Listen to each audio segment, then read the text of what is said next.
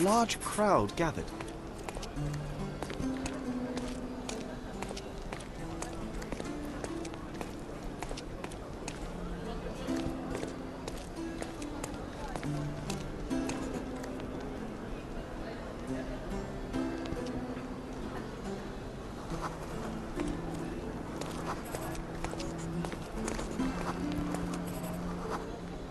I was here, young and passionate about the truth. Mycroft stood close to me. He was keen on my attending every official event, that I might prepare myself for the Crown service. Lucky for you, that was the last time he did it. There was a stage here, a tribune.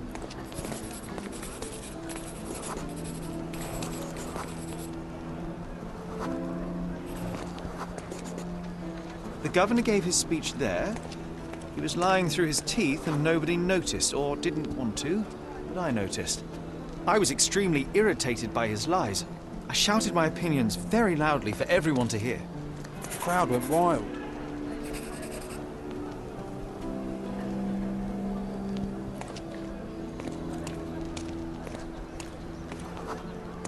Mycroft was angry but calm. He led me away from the stage.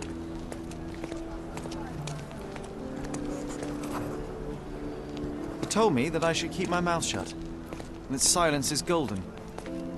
I couldn't stand for that. Behold, Sherlock Holmes's famous adherence to justice was born here.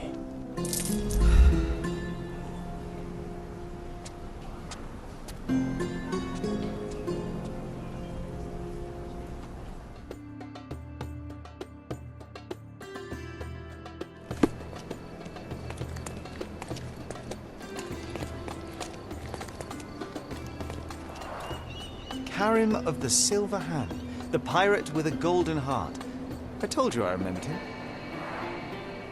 Hey Sherlock, I'm up here. Guess what I've found? A riddle, and it's about a treasure. Listen to this. What? John, you've surpassed yourself.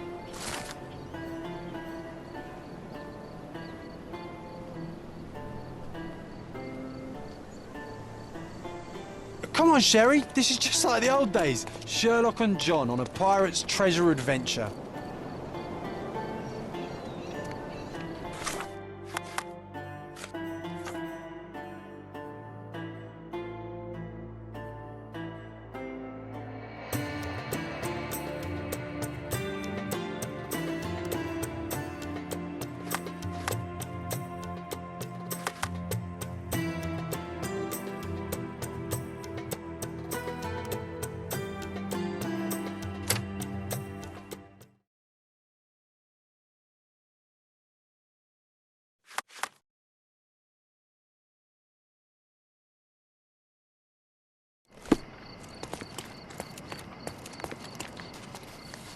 Bakın kim buradaydı.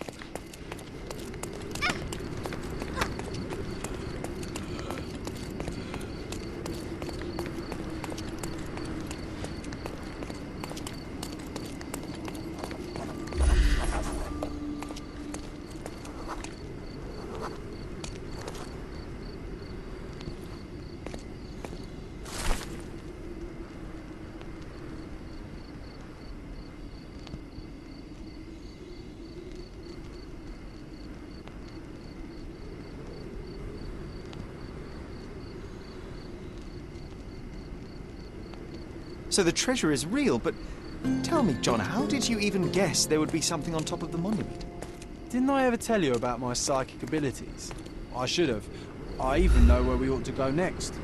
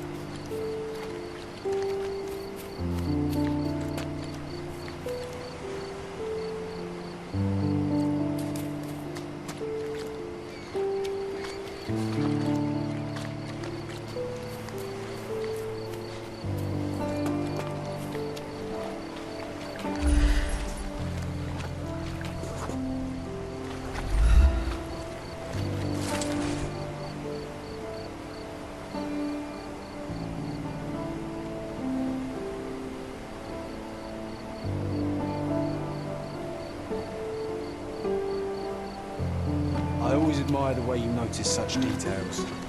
In such moments, I often recall Mother's voice teaching us of the importance of the smaller details. The world hangs on small hinges, John. Even the most chaotic miracle becomes sequential when you take a closer look. I remember.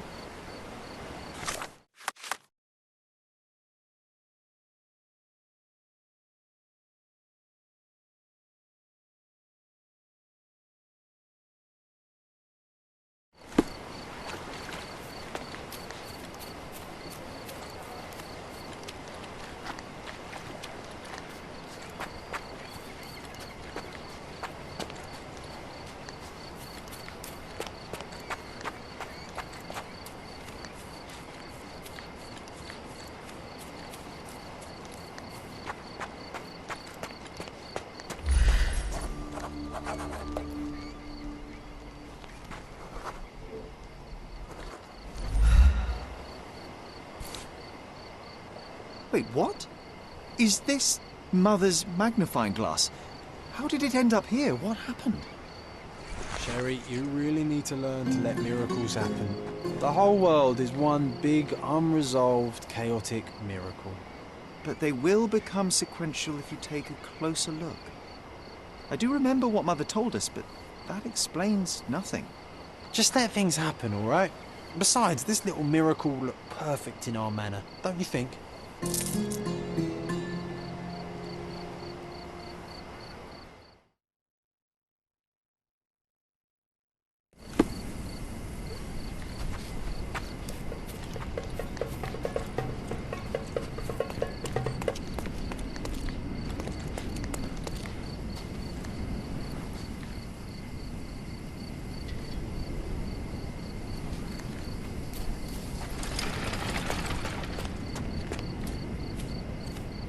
That pillar is a damn eyesore.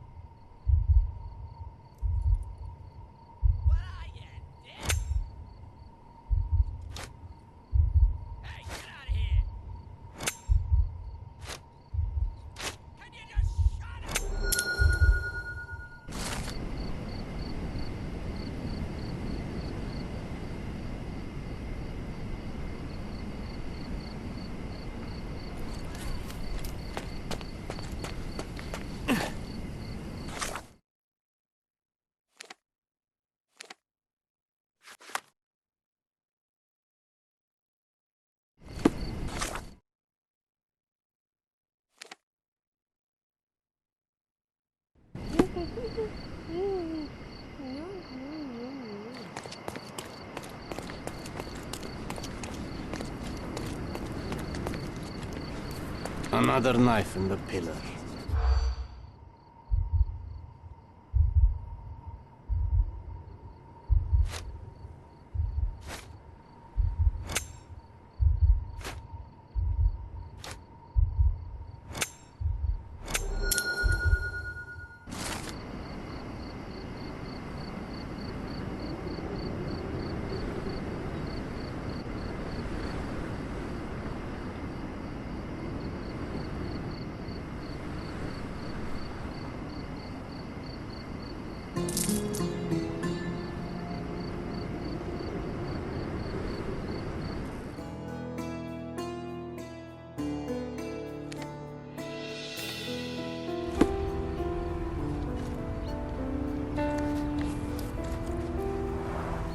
Unholy howls keeping you inside at night? Luigi can help. All ghosts gone. Meet on southern pier of the Silverton Port. Donations gratefully accepted. This town loves the supernatural, but all I see is another scam to disprove. The world shrivels under a skeptic's eye. That's why you're so sullen, Sherry. You leave no room for delight in the magical. I delight in making the unknown known. Let us begin by asking someone about the poster and then pay this Luigi a visit at the port. Is this familiar to you? I don't think I'm rich enough to talk to you, sir.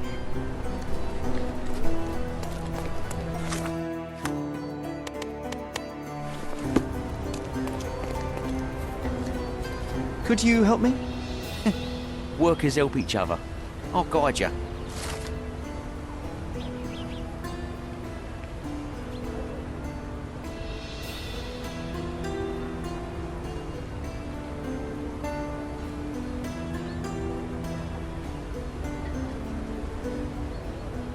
Someone is playing on people's ignorance and fear. Or someone is bravely going toe-to-toe with an otherworldly evil to protect the innocent. You're the hero people deserve, but he's the one they need.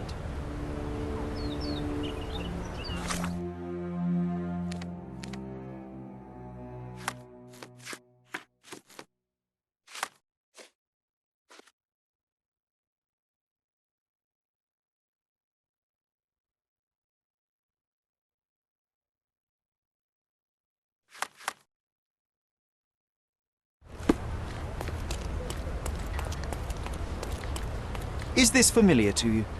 I'd help you if I knew.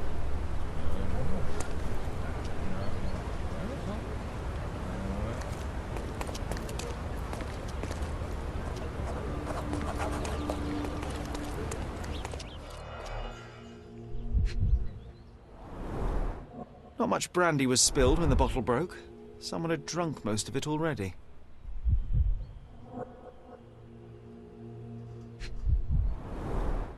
Not enough blood for a murder, but plenty to suggest fists were flying in a collie shangles.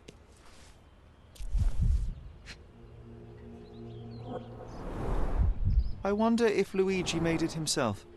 I reckon the ghost is responsible for all this mess. Don't jump to conclusions. Until we locate any evidence to the contrary, we shall continue to exclude the supernatural. Let me concentrate, John.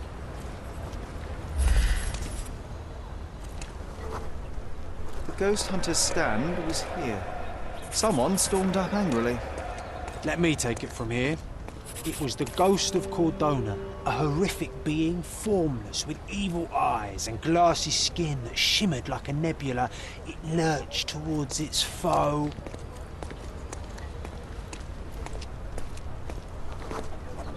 No, John, it was human. We're staring at the evidence of a scuffle between men. A little imagination never hurt anybody. If a mark realizes they've been had, that the fear was baseless, the money defrauded, they will likely return to voice their displeasure.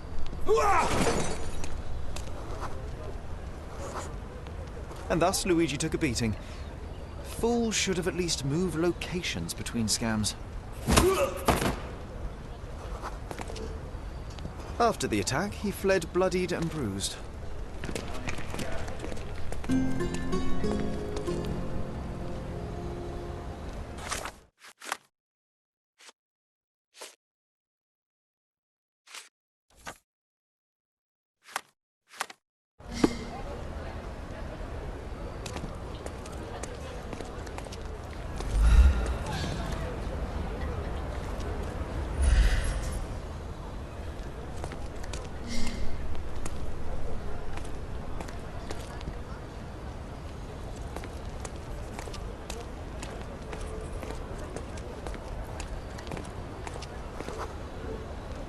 Looks like he crawled that way.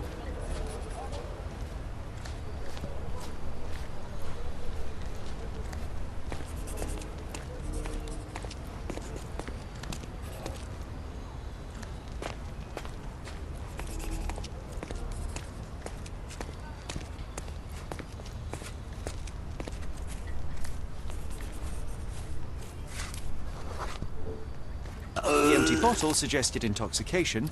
This vomit confirms it. Well, if you were tailing supernatural creatures for a living, wouldn't you start drinking? Thanks to you, I am often forced to tail the supernatural, and yet I'm still sober. Mostly. There's a bottle missing. After expelling all the alcohol from his stomach, it seemed he was compelled to replenish it. Perhaps because booze eases the pain of his lonely and dangerous life as a ghost hunter. You need to stop reading the Penny Dreadfuls.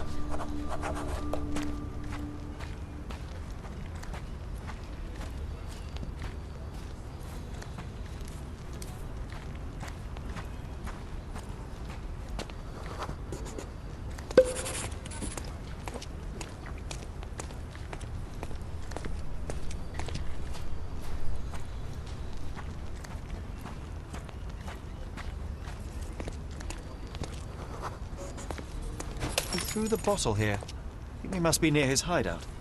Maybe we just leave, Sherry. There is no need to disturb the ghost. Looks like an appropriate home for a ghost hunter. I have a bad feeling about this.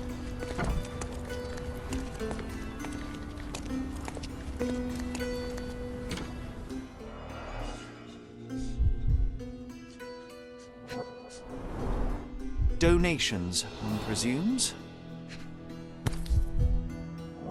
Handcrafted, actually rather beautiful work. An eerie and unsettling sound. The painter definitely has an aesthetic.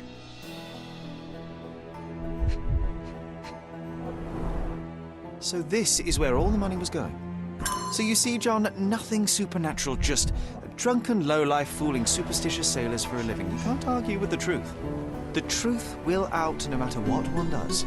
You can embellish it all you like, but you're just delaying the inevitable. Well, he can delay it no more. After what happened at the port, this scam won't work again.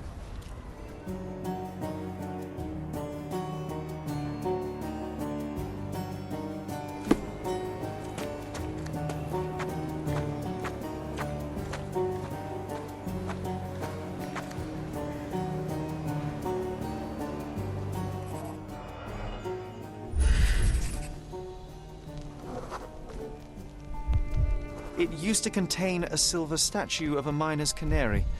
They were often used by miners to detect fire damp.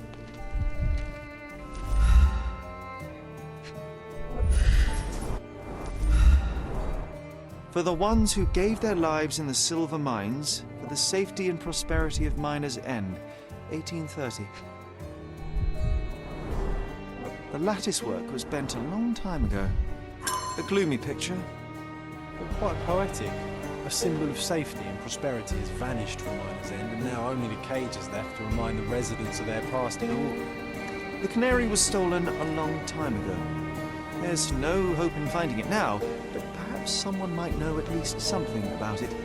We should ask the people around here.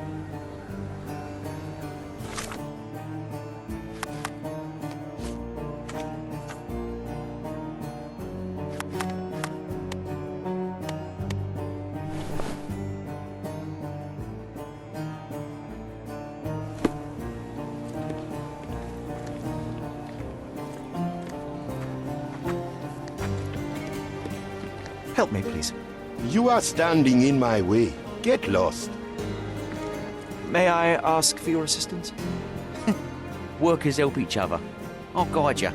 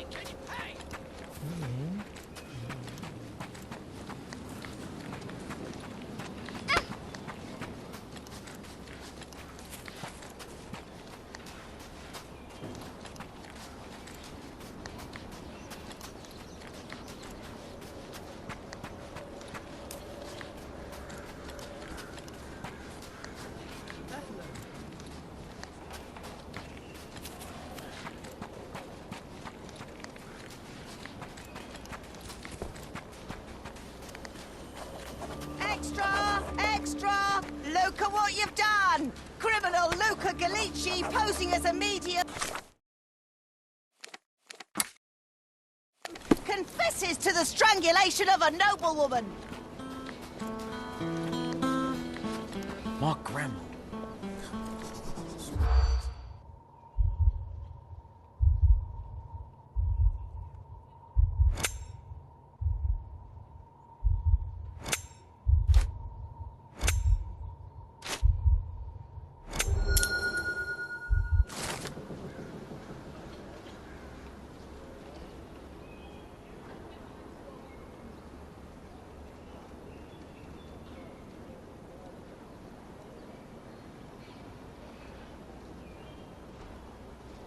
The thief died in grief. A poetic story for such an unpoetic place. Safety is gone, and tears take the rest.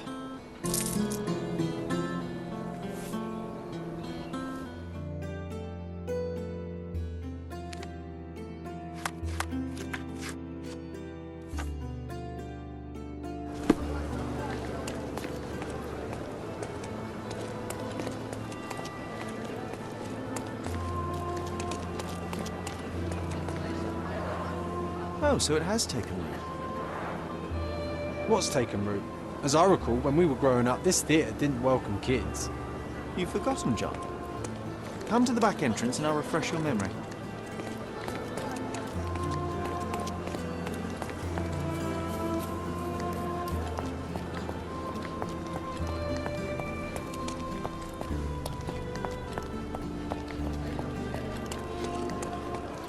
Yet I still see nothing. You need to focus, my dear friend. Watch me.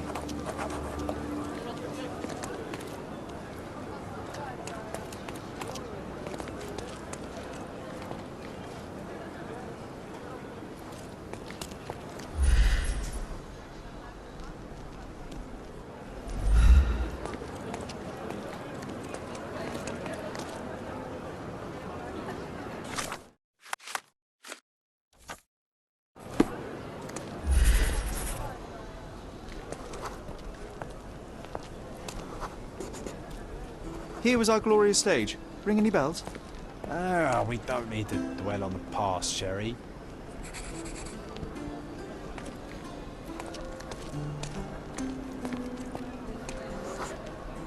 And Hamlet's mother, Gertrude, taking poison. What was the name of that girl? Oh, Georgina, of course. She was our neighbour. Oh, I remember her. She liked you.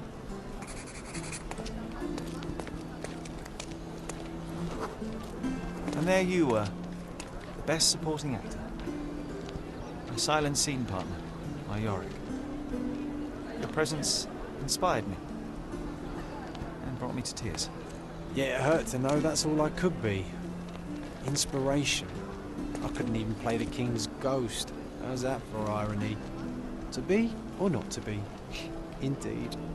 I know why you wanted to forget.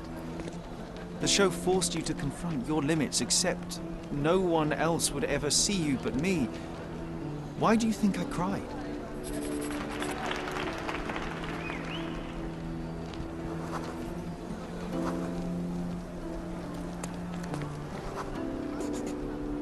In the end, the audience was thrilled. You can still hear their roars after the final act. You were so pleased with yourself when the theatre director came down to admire your work.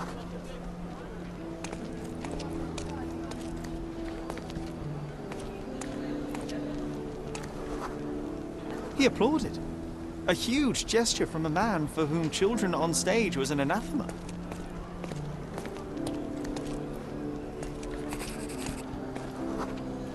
One small step for a man, one giant leap for students of the dramatic arts.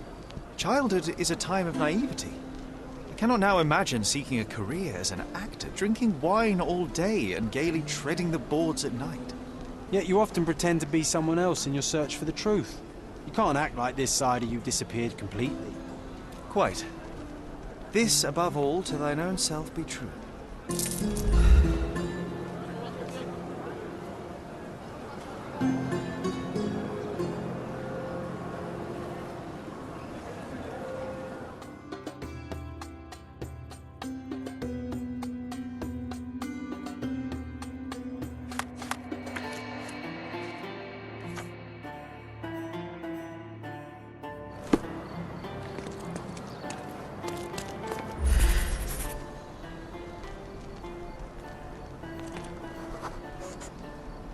Ah, it was an old skull.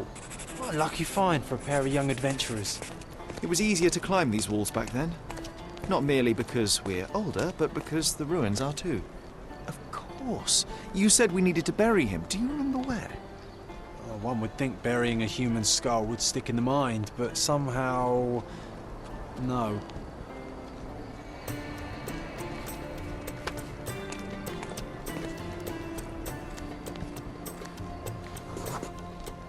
old man was standing here as we passed. Oh, yes. I remember his face as we flew by with a skull in our hands. He looked as shocked as our grisly companion.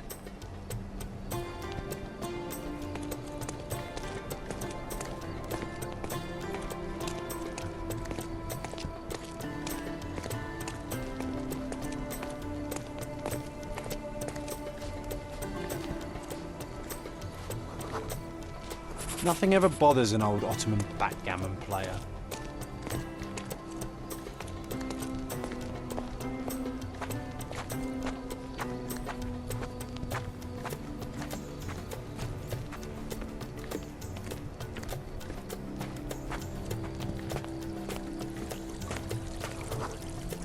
This wasn't the right place for a funeral.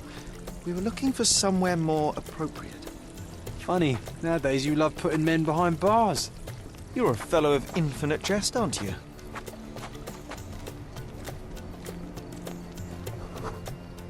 The water level was higher back then.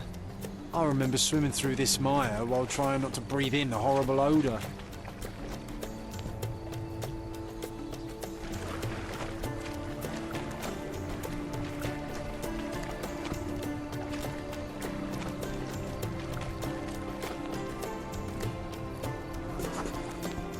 This is where we buried it.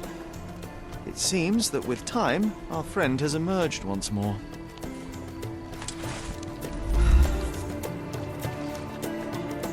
The skull is ancient.